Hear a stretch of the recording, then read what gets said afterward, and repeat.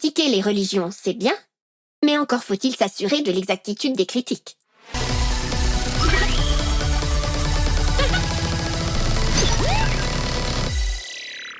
Bonjour les primates, ici Rolibot. Aujourd'hui, j'ai décidé de m'intéresser aux critiques anti-religieuses.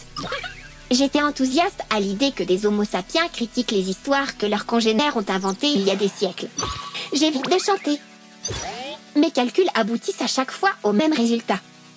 La majorité des gens qui critiquent les histoires que vous appelez religion n'y comprennent rien. Toujours selon mes calculs, leurs arguments tournent autour de 3 idées inexactes. La religion sert à consoler les gens. Face à la mort, quoi de plus réconfortant que de se dire qu'un paradis a été préparé par un Dieu bienveillant? La religion serait une douce illusion inventée pour calmer les angoisses de la mort. Ça a l'air convaincant, mais il existe plein de religions sans paradis, voire sans croyance en une vie après la mort. Cette explication est donc au mieux incomplète. La religion est une tentative ratée d'explication du monde, contrairement à la science. Je suis d'accord pour dire que la science est le meilleur moyen d'expliquer le monde naturel, mais la religion traite d'autre chose. Elle est une activité humaine qui relève du symbolique. Par exemple, les rituels dans les religions ne cherchent pas à expliquer quoi que ce soit. Le but d'un rituel est d'amener un groupe d'homo sapiens à partager les mêmes émotions en réalisant les mêmes actions symboliques. La religion comme explication du monde est donc encore une explication incomplète.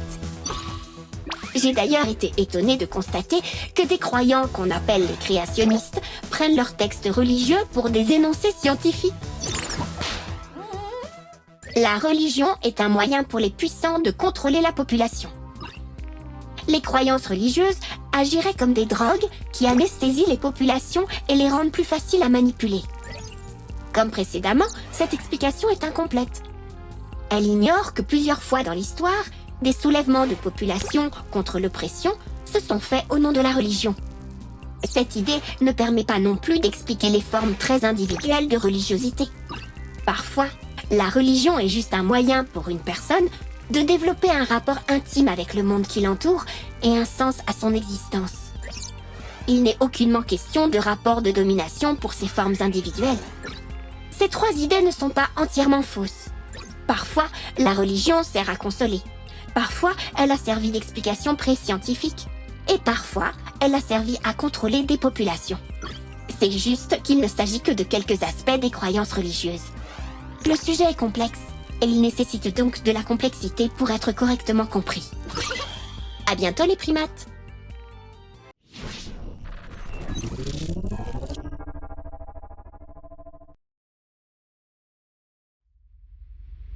Bonjour les primates, je me présente, je suis Hicham Abdelgawad, doctorant en sciences des religions. Les sciences des religions, ce sont les sciences humaines qui étudient les religions. Et je suis aussi le créateur du programme éponyme Bonjour les primates, ainsi que du petit robot que vous voyez ici, qui s'appelle Rolibot, et qui s'est proposé d'étudier notre espèce d'Homo sapiens, et notamment les histoires que nous nous racontons. Alors peut-être pas des idées vraies, mais des idées plus exactes que d'autres, oui. Ou en tout cas, des idées plus complètes que d'autres. C'est la capacité d'une conception, d'une explication, d'une façon de rendre compte d'un objet, de coller à la réalité. Et dans cet épisode, par exemple, on voit qu'il y a plusieurs idées qui sont proposées, qui en un sens sont vraies parce qu'elles correspondent à certains cas de figure, mais elles ne correspondent pas à tous les cas de figure. Et donc l'écueil dans lequel il ne faut pas tomber, c'est une essentialisation qui consisterait à dire finalement je peux expliquer toutes les religions ou toutes les croyances à partir de cette perspective. Donc, par exemple, je peux expliquer toutes les religions par la question de l'angoisse de la mort. Non, ça explique certaines religions, ça explique certaines formes de religiosité, ça les explique pas toutes.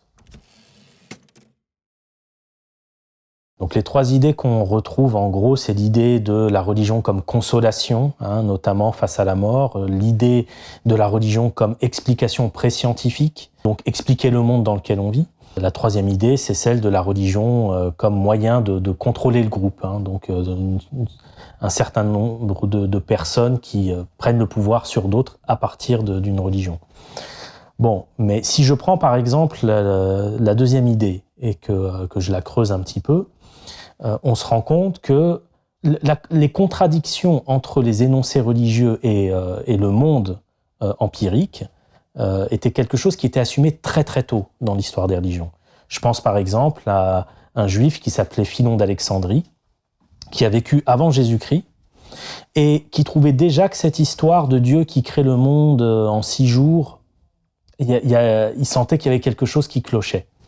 Et il arrivait à la conclusion que ces passages ne pouvaient être que métaphoriques, poétiques, et je veux dire, on est encore dans l'Antiquité. Donc, lorsqu'on présente la religion comme étant finalement une tentative naïve d'explication du monde, sans vraiment rentrer en contact avec la complexité de l'histoire des interprétations qui remonte très loin et qui montre que très tôt, on avait conscience de ce décalage entre ce que disent les textes et ce qu'on constate dans le monde, si on ne fait pas ce travail de plonger vraiment dans la matière, on finit plus par attribuer à des gens une naïveté qui nous appartient peut-être à soi.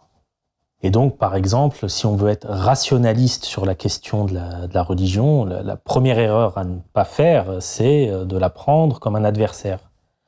La religion, quand on l'aborde de façon rationnelle, c'est pas un opposant ou un adversaire, c'est un objet. Et qu'en tant qu'objet, la religion a une histoire, a des caractéristiques qu'on peut explorer, qu'on peut expliquer. Et on se rend compte très vite que la religion, c'est un sujet comme un autre.